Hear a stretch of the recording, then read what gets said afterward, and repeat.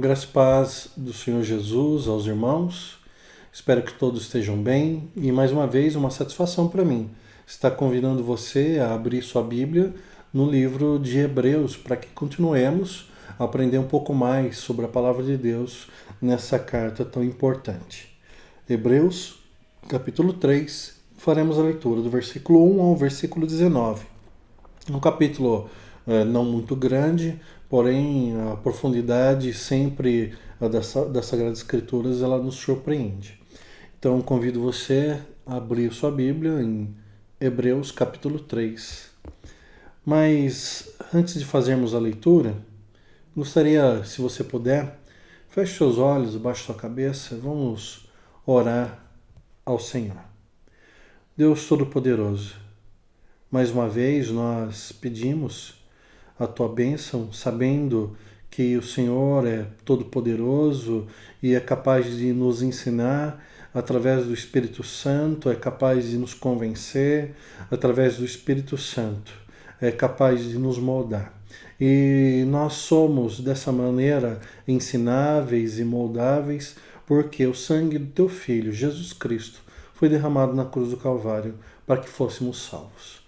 E é por isso, Deus, que nós temos aqui a liberdade de confortavelmente lhe suplicar as misericórdias e também as tuas bênçãos. Peço que mais uma vez as conceda a mim, que vou trazer o estudo dessa palavra, e a todos aqueles que estiverem assistindo e ouvindo. Peço que o Senhor nos abençoe, no nome santo de Jesus Cristo. Amém. Vamos lá, Sagradas Escrituras, capítulo 3, versículo 1 em diante. A palavra do Senhor diz assim: Portanto, santos irmãos, participantes do chamado celestial, fixem os seus pensamentos em Jesus, apóstolo e sumo sacerdote que confessamos. Ele foi fiel àquele que o havia constituído, assim como Moisés foi fiel em toda a casa de Deus. Jesus foi considerado digno de maior glória do que Moisés, da mesma forma que o construtor de uma casa tem mais honra do que a própria casa. Pois toda casa é construída por alguém, mas Deus é o edificador de tudo.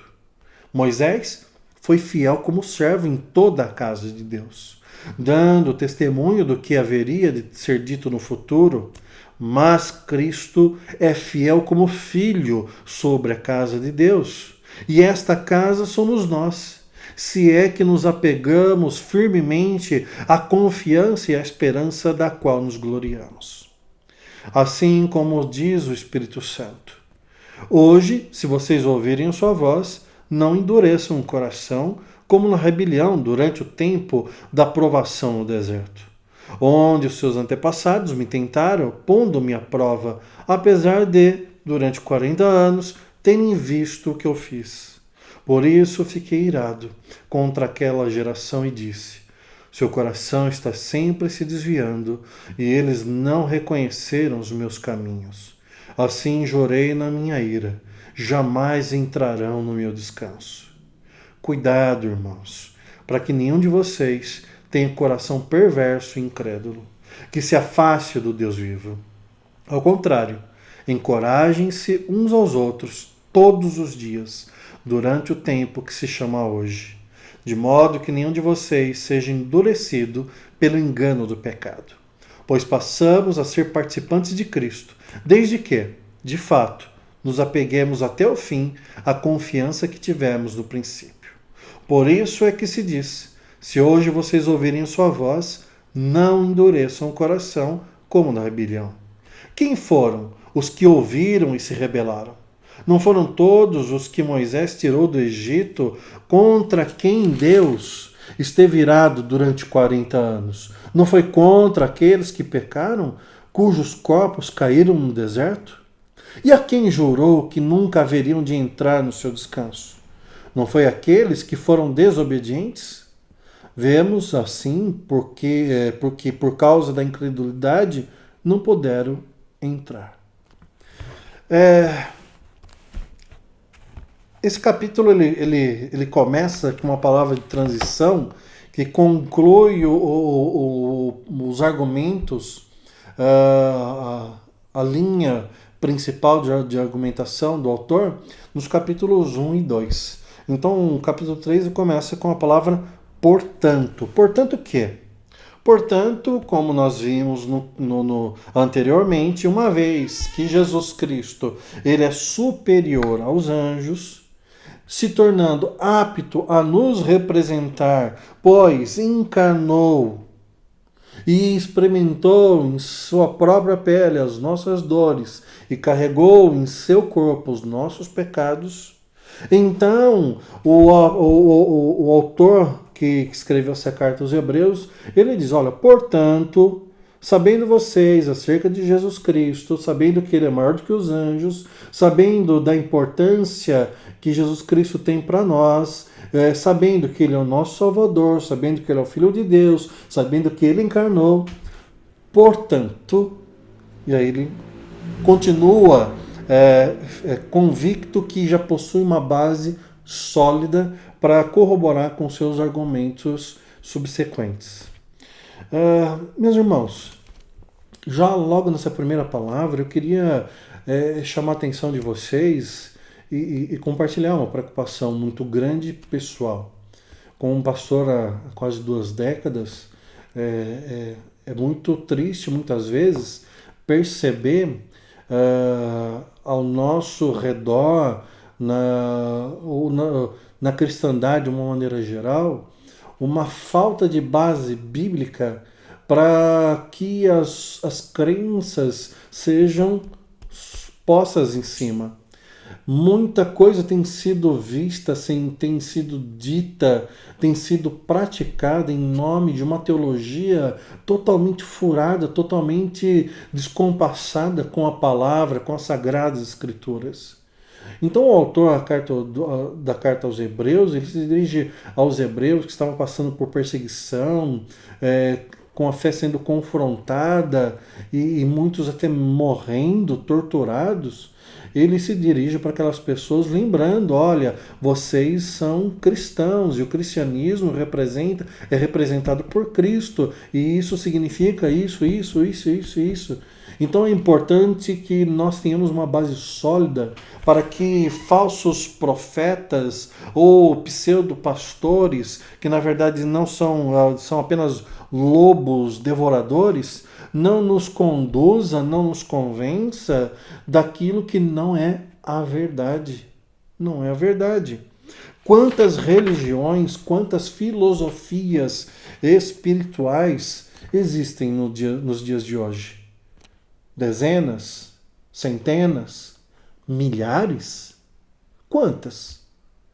É absurdo como dentro da própria cristandade, daqueles que se autodenominam cristãos, existe uma variedade de entendimento de coisas que deveriam ser únicas. Cristo é Filho de Deus. Cristo é Deus. Cristo é o Logos, a palavra encarnada. Ele é superior a anjos, ele é superior à lei, ele é superior a Moisés, ele é superior a tudo. Qualquer coisa da criação, qualquer coisa criada. Então, o que já destaca logo de partida, esse portanto, é um alerta para mim e para você, para que nós busquemos na leitura das Sagradas Escrituras, acompanhada de um coração contrito, humilde, temente a Deus, que solicita humildemente ao Espírito Santo que nos ilumine, para que possamos conhecer de fato aquilo que nós professamos como fé. E aqui a gente já está ainda na primeira palavra, mas eu não quero ficar preso muito apenas em detalhes. Vamos seguindo adiante.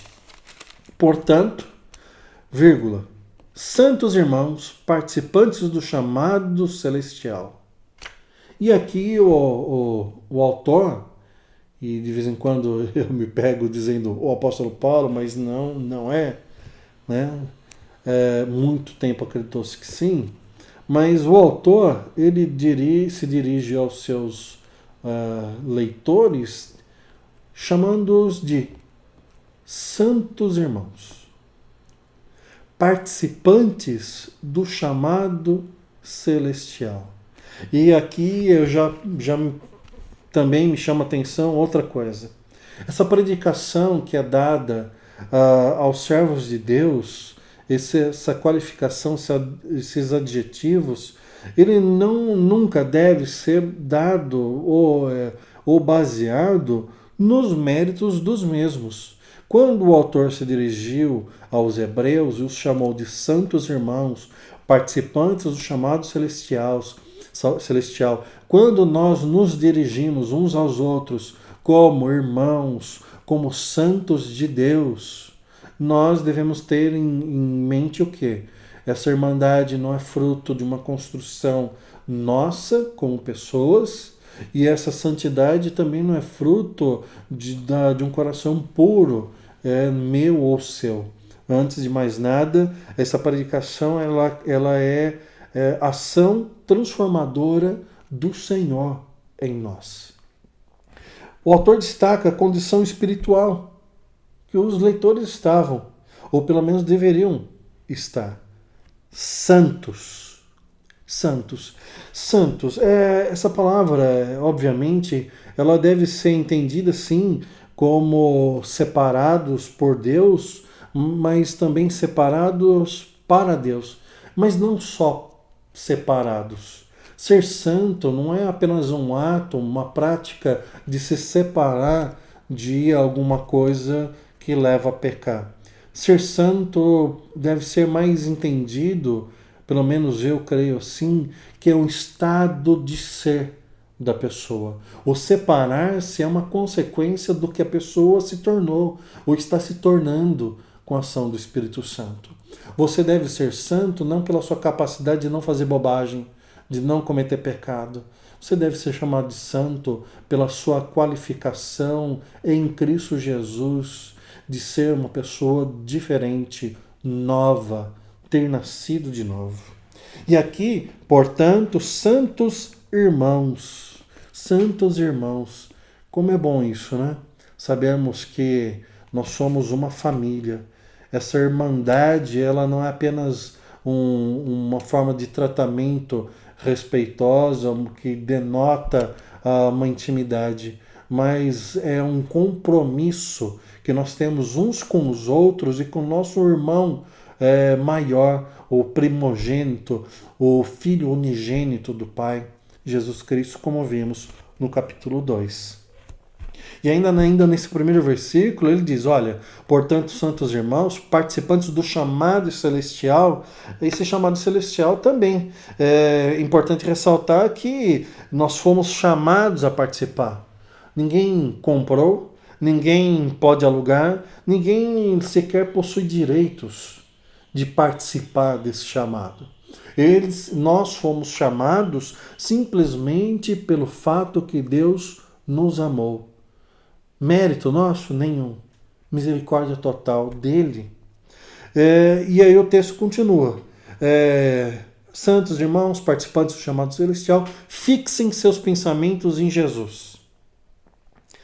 Meus irmãos, uma outra coisa interessante.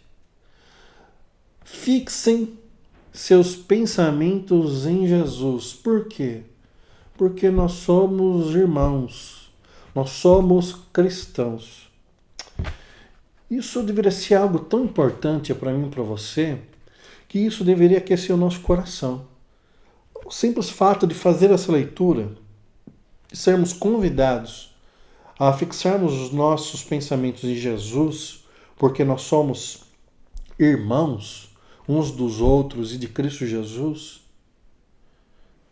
que realmente nós deveríamos prestar mais atenção. Por exemplo, como isso é importante, pelo menos ou deveria ser. Qual é o seu nome?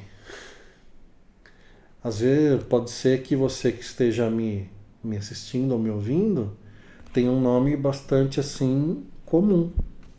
Aliás, o que é comum hoje em dia, né?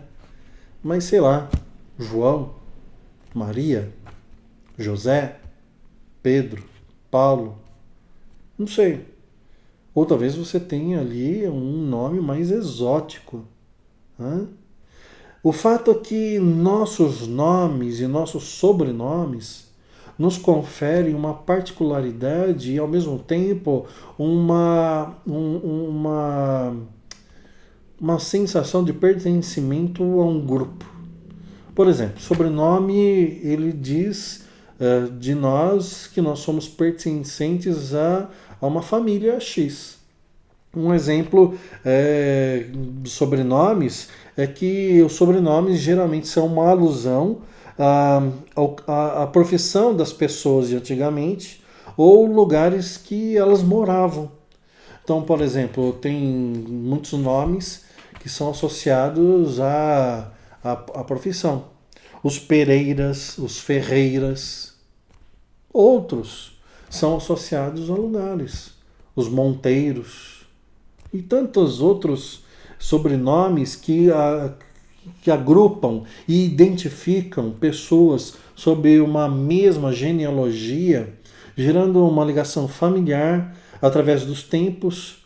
E existem famílias com árvores genealógicas muito tradicionais e conhecidas.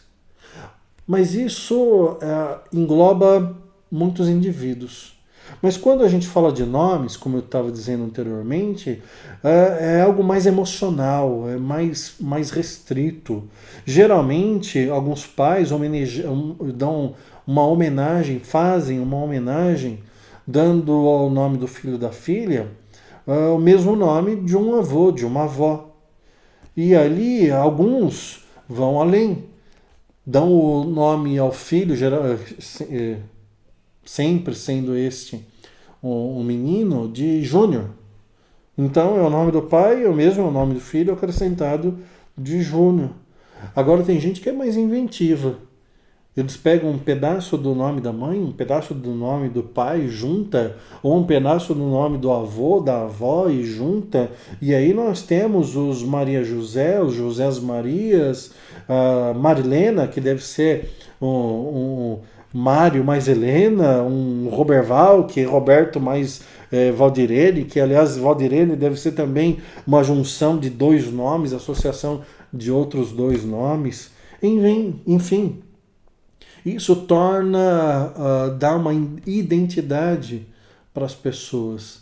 Mas aqui o autor, quando chama os seus leitores de santos irmãos, participantes do chamado celestial, ele está colocando e agrupando e trazendo todos nós, todos os seus leitores e consequentemente nós, que somos filhos de Deus, para essa mesma família, com um sobrenome único, Cristo, com um nome único que é dado por Deus.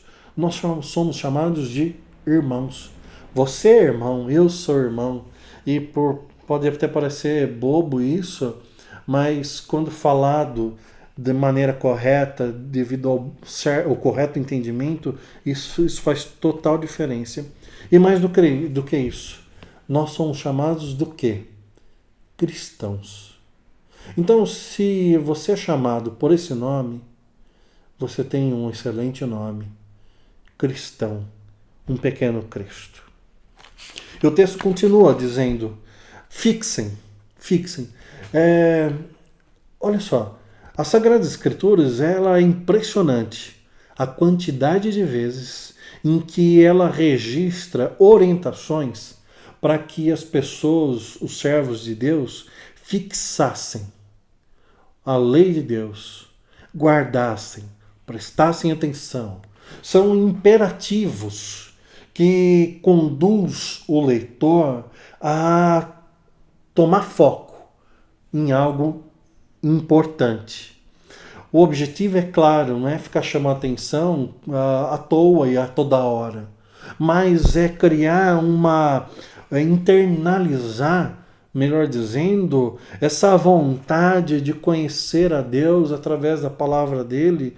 E nós percebemos que para mim, pelo menos um dos textos mais contundentes é aquele que está registrado em Deuteronômio, capítulo 6. Deuteronômio, capítulo 6, do versículo 4 ao 9. Diz assim o texto: Ouça, ó Israel, o Senhor nosso Deus é o único Senhor. Ame o Senhor seu Deus de todo o seu coração, de toda a sua alma, de todas as suas forças. Que todas essas palavras que hoje lhe ordeno estejam em seu coração. Ensine-as com persistência a seus filhos. Converse sobre elas quando estiver sentado em casa, quando estiver andando pelo caminho, quando se deitar e quando se levantar. Amarre-as como um sinal nos braços e prenda-as na testa. Escreva-as nos batentes das portas de suas casas e em seus portões. Esse texto é sensacional. Devemos amar o Senhor todo o coração, toda a alma, todas as forças, em todos os momentos e ensinar, insistir para que os nossos filhos também aprendam a vontade de Deus. E aqui no capítulo 3, o autor diz para os seus leitores, os hebreus, fixem os seus pensamentos em quê? Em algo positivo? Em sucesso? Em vitória? Em determinar a bênção? Não. Ele diz, fixem os seus pensamentos em Jesus. Em Jesus. Fixem os seus pensamentos em Jesus, apóstolo, sumo sacerdote.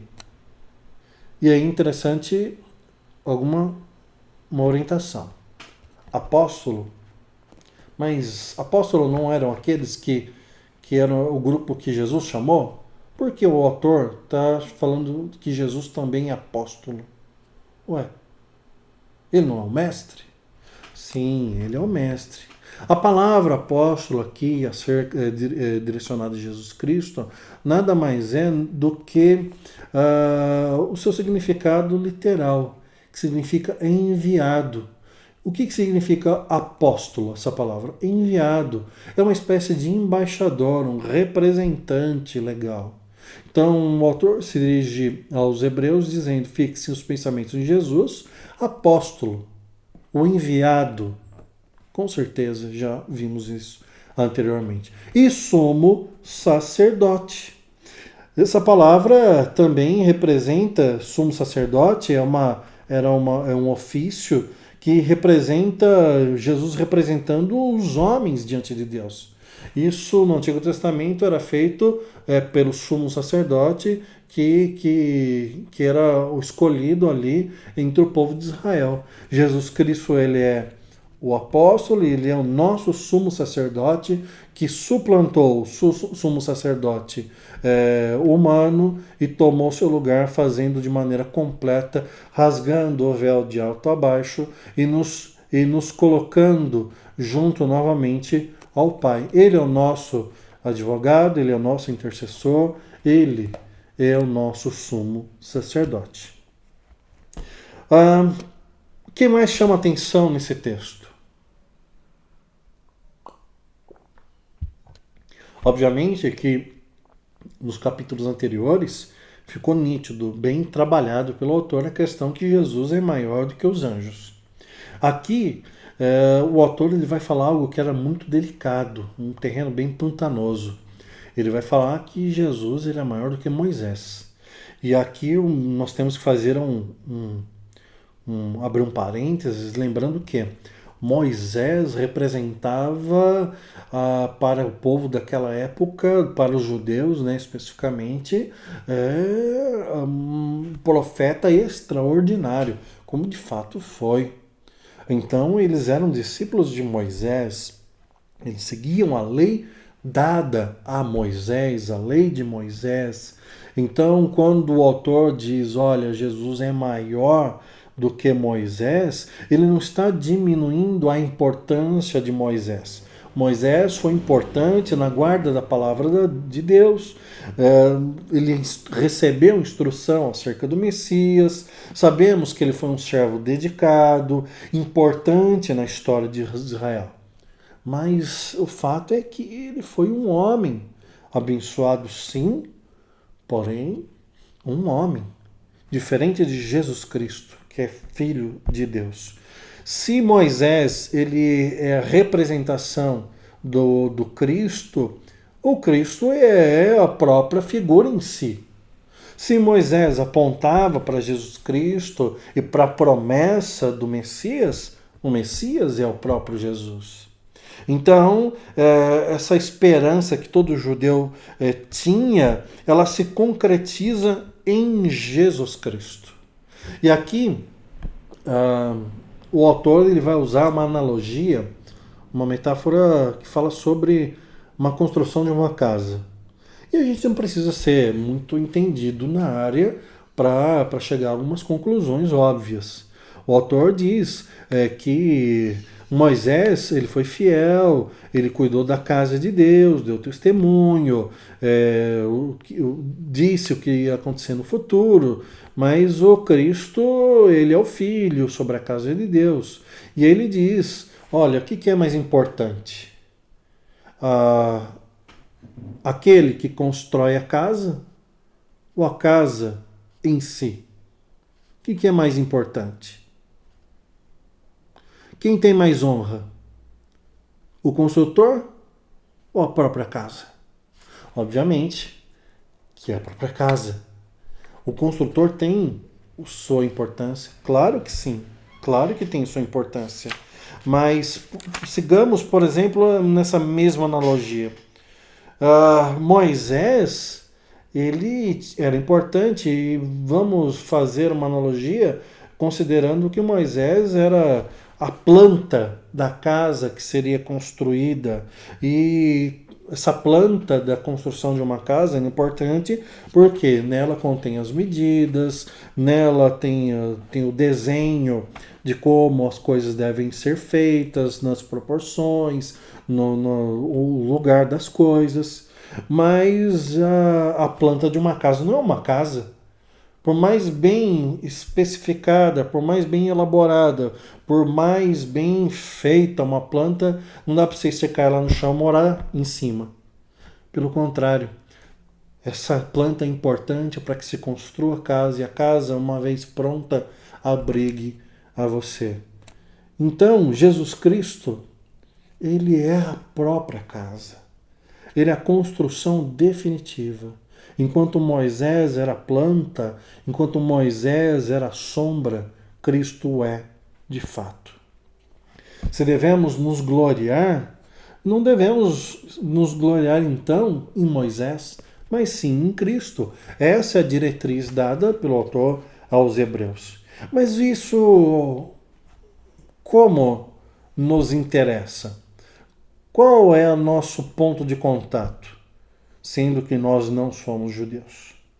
De fato, nos serve muito como instrução para que nós não venhamos a amar mais a uma denominação da qual pertencemos do que ao próprio Jesus. Nos serve de lição para que nós não devemos amar e respeitar mais um líder religioso do que é Jesus. Nos serve para nos deixar bem claro que não devemos dar mais valor às sensações, a experiências psicológicas do que a Jesus. Nos serve para nos dizer que não devemos nos submeter mais a costumes e gostos de homens do que a vontade de Jesus. Nos serve para nos guardar da armadilha que muitas vezes nós mesmos buscamos para as nossas vidas. Nos serve para nos lembrar que nós não devemos retroceder a filosofias erradas ou a filosofias que não são completas. Por mais que o judaísmo foi importante, esse ciclo fechou. Cristo veio. E agora vivemos um novo tempo. E eu acredito que se fosse escolher o título para o sermão, eu escolheria o que vem agora, no versículo 8. Eu escolheria essa exortação e esse imperativo que o autor dá aos seus leitores. Ele diz assim no 8: Não endureçam o coração. Não endureçam o coração. Em tempos de pandemia, as pessoas, aquelas que podem ficar isoladas em casa, elas acabam caindo, às vezes, num ócio e num tédio. E o que muitos têm feito? Muitos têm aprendido a cozinhar. Mas a quantidade de MasterChef nessa pandemia prolifera exponencialmente. Mas a imperícia e a quantidade de gente que não sabe o que está fazendo traz consequências às receitas. Por exemplo, se a pessoa não souber a quantidade direito de ingredientes ou o tempo do cozimento do alimento, pode colocar tudo a perder.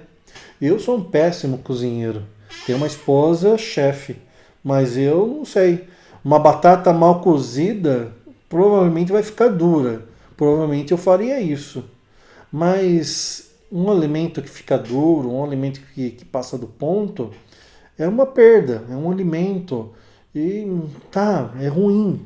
Mas o endurecimento do coração diante de Deus, esse é uma tragédia. Perder um risoto ou queimar uma carne não é bom. Mas fechar o coração para a palavra de Deus, endurecer o coração para o Evangelho, é tragédia. É tragédia. Pois um prato pode ser feito novamente, mas um coração endurecido, como ouvirá a palavra de salvação? E é interessante que o autor ele faz uma ele faz um lastro, né? Ele faz um link ao que aconteceu no passado. No passado o que aconteceu? Olha, ele diz: não endureça o coração de vocês, como aconteceu no passado, no tempo da provação no deserto. O que aconteceu no deserto? Êxodo. O povo ele foi libertado do cativeiro egípcio, atravessou o Mar Vermelho, Deus fez brotar água da rocha, mandou codornizes do céu, maná, todo dia eles comiam maná, as roupas não envelheciam, não rasgavam, não perdiam, milagres e milagres e milagres, e o povo, quando chegou, em muitos momentos, o povo, o que ele disse, olha, era melhor do jeito que estava antes, no Egito. Lá a gente era escravo, pelo menos tinha alguns confortos. E quando chegou na Terra Prometida, que eles fizeram? Obedeceram a Deus e tomaram a terra? Não. Mandaram 12 espias. Dos 12, 10 voltaram com uma palavra negativa. 2, Josué e Caleb, disse: olha, se Deus falou que vai dar, vai dar. Não importa o tamanho dos moradores, não importa o tamanho da dificuldade. Se Deus prometeu, ele vai cumprir com a palavra. Os outros 10 disseram: não, a gente vai morrer, eles são como gigantes, nós somos como gafanhotos. E o que o povo decidiu? Não fazer a vontade de Deus. Daquele povo daquele povo todo que saiu do Egito, só 2 homens entraram na terra prometida: Josué e Caleb. A geração toda que saiu do Egito morreu no deserto por incredulidade, por ter o coração endurecido. Aliás, o próprio Moisés, ele não teve esse privilégio de entrar na terra prometida. Então, é muito sério esse alerta e essa afirmação, né, esse imperativo do autor para nós. E aqui eu quero chamar a sua atenção para um aparente paradoxo. Se o coração do homem é totalmente depravado e por isso carece da graça de Deus, como o homem pode colaborar com o endurecimento do seu próprio coração? Então, existe uma exortação: não endureçam. mas nós somos capazes de endurecer ou não endurecer o nosso coração, dando assim resultado em termos de salvação? Mas se o Espírito Santo, que regenera o coração, isso não é fruto da ação do homem, mas pura graça de Deus, como o homem pode ir contra a ação do Espírito Santo e endurecer seu próprio coração? Então, se o coração do homem ele é duro por natureza, por consequência da queda, quem o amolece é o Espírito Santo. Se é o Espírito Santo que o amolece, quem o mantém nessa condição é o próprio Espírito Santo. Então, fica essa pergunta. O exemplo apresentado sobre aquela geração que se perdeu pereceu no deserto, ele nos alerta, na verdade. Nos alerta uma coisa que é muito importante. Não significa que Deus abençoa uma pessoa, e no caso daquele povo, com a liberdade da escravidão. Se Deus cura uma pessoa, se Deus dá fortuna a uma pessoa, se Deus faz qualquer coisa para uma pessoa, não necessariamente significa que aquela pessoa foi salva por Deus. Deus pode abençoar e, ao mesmo tempo, a pessoa não ser salva. Então é muito mais fácil de entender essa questão do endurecimento do coração. Por quê? Porque aqueles que têm um coração duro têm que fazer algumas perguntas importantes. Será que realmente é salvo aquele que rejeita o Evangelho e vive conforme as suas regras? Ainda seguindo aquela analogia da culinária, existe um exemplo que é de senso comum. Água e óleo não se misturam. Seguindo essa analogia, a gente vai entender que as suas densidades geram uma separação, são incompatíveis, desassociados, tal. Mas no versículo 12 de Hebreus, o autor volta a dizer: cuidado, irmãos. Cuidado, irmãos. E aí eu reforço o que disse no começo do sermão, a respeito da palavra irmãos. Cuidado, irmãos, para que nenhum de vocês tenha coração perverso e incrédulo que te afaste do Deus vivo. É assustador. Será que um irmão ele pode ter um coração perverso e incrédulo? Meus irmãos, a perversidade, a incredulidade, o pecado, ele nos assediam, rondam a todos nós. Somos atacados dia e noite. Nós somos atacados. Mas aquele que é salvo, aquele que é irmão, aquele que é cristão, ele não vive na prática do pecado. Ele não pode ter um coração perverso, um estado de perversidade permanente ou constante. Pois se o tiver, esse estado de perversidade o afasta de Deus. O afasta. Como água e óleo. Não são compatíveis. Então não tem como ser um crente maldoso. Ou é crente ou é maldoso. Não tem como ter as duas coisas, ser as duas coisas. Então é assustador que eu volto novamente na primeira palavra do capítulo. Portanto, é aquela questão da teologia, do cristianismo entendido. Então, portanto, nós devemos ser daquilo a respeito do qual nós sabemos. Jesus Cristo. E quem é Jesus Cristo? E aí nós temos que saber quem é Jesus Cristo para saber como nós somos para, de fato, sermos chamados de irmãos ou de cristãos. Já me dirigindo para o final, no versículo 13, o autor incentiva os cristãos hebreus a fazerem o quê? Encorajar, assim, encorajarem-se mutuamente e diariamente e mais, imediatamente. Versículo 13 diz assim: ao contrário, encorajem-se uns aos outros todos os dias, durante o tempo que se chama hoje, de modo que nenhum de vocês seja endurecido pelo engano do pecado. Aquele alerta: o pecado endurece o coração. O pecado endurece o coração. O pecado abafa a ação do Espírito Santo. Aqui nós temos que tomar cuidado, nós devemos nos encorajar mutuamente, uns aos outros, encorajar diariamente, no dia chamado hoje, imediatamente. Isso é importante. Esse tempo hoje é o tempo aceitável. Hoje ainda dá tempo, amanhã você não sabe se você vai estar vivo, você não sabe se Jesus voltará, você não sabe dessas coisas. Então não caia nessa bobagem de pensar o seguinte: olha, eu tenho uma vida torta e eu tenho feito coisas tortas, mas depois que eu fizer isso, depois de um tempo, então eu vou fazer as coisas certas. Não caia nessa bobagem.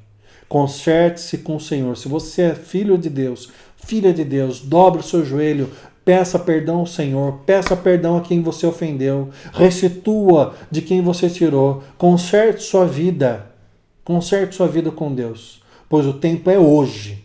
Então estou lhe encorajando e estou fazendo isso hoje, conforme aprendi nas Sagradas Escrituras. No versículo 14, o autor já apresenta uma condicionante, desde que, de fato, nos apeguemos até o fim à confiança que tivemos no princípio. E aí essa condicionante é um soco no estômago, né? Então você vai buscar um coração não perverso, um coração condizente com Jesus Cristo, você vai buscar não o afastamento de Deus, mas a proximidade com o Senhor Deus, você vai fazer isso todos os dias, você vai incentivar isso aos seus irmãos. E por quê? Porque se de fato você é crente mesmo, você tem uma esperança. E essa esperança está em Cristo Jesus e não está no hoje, não está no aqui, não está no agora e não está nas coisas desse mundo. Está em Cristo Jesus, está no céu, está na nova Jerusalém. Qual é o propósito do autor ao falar dessas coisas? Em primeiro lugar, o medo da perseguição estava levando muitos deles, daqueles leitores hebreus, de volta às sombras do judaísmo. A evidência da salvação é a perseverança, apesar dos perigos. Então o autor está dizendo: olha, se vocês são crentes mesmo, vocês vão conseguir. Deus vai ajudar vocês, vocês vão se esforçar, fixando a mente de vocês, prestando atenção na palavra de Deus, confiantes, cheios de esperança no cuidado do Senhor. E ele faz isso para fortalecer os seus leitores a permanecerem firmes na fé. Tem um autor, ele esteve no passado no Encontro da Fiel, chamado Stuart Olyott. E ele diz o seguinte: se alguém já tendo professado a Cristo o abandona para sempre, será porque sua profissão de fé nunca foi autêntica. Ou seja, não adianta se batizar e falar: eu sou crente, ou sou evangélico. Não adianta. Se você fez isso e abandonou os caminhos do Senhor e não volta para os caminhos do Senhor, então a pergunta é: será que algum dia você soube quem é o Senhor? Essa é uma pergunta importante. Mas se você sabe, então você tem uma esperança. Ela não é vaga, ela é uma certeza absoluta. Você sabe que Jesus é superior aos anjos. Você sabe que Jesus é superior a Moisés. Você sabe que Jesus Ele veio e atendeu às exigências da lei. Ele assumiu os nossos pecados, que Jesus é o nosso Salvador, que Jesus é o Todo-Poderoso, tudo se fez pelo nome de Jesus, e tudo que se existe pelo poder do nome de Jesus. Então, só existe uma coisa a acrescentar em tudo que eu falei. Se você não estiver totalmente em Cristo Jesus, você está totalmente fora de Jesus Cristo. Se você não estiver totalmente nos caminhos do Senhor, que caminhos você está? Rejeitar o Evangelho, rejeitar a exortação da palavra de Deus, é loucura. Rejeitar Jesus Cristo é perdição da nação eterna. Meu desejo é que o Espírito Santo tenha falado do teu coração e que Jesus Cristo se torne para você a pessoa mais importante na sua vida. Que a palavra de Deus se torne para você a coisa mais importante na sua vida. Que o teu coração não se aqueça com o Evangelho e que você tenha vontades, muitas vontades de fazer a vontade de Deus, de crescer em conhecimento de Cristo. Que você invista tempo, invista dinheiro, que você invista a sua vida toda, se for preciso, para se aproximar de Jesus Cristo. E que você faça isso e nunca volte a hábitos anteriores. Nunca volte novamente às sombras daquilo que é de fato. Que você nunca ouça e dê atenção a mentiras, a filosofias vãs, a crendices ou a teologias furadas. Que você seja abençoado por Deus, teu coração seja guardado pelo Espírito Santo e que você seja sempre um servo, uma serva, um irmão, uma irmã, um cristão, uma cristã. Que assim seja, no nome de Jesus Cristo. Amém. Que o amor do Pai, a redenção de Cristo e a comunhão do Espírito Santo esteja com cada um de vocês, hoje e sempre. Amém.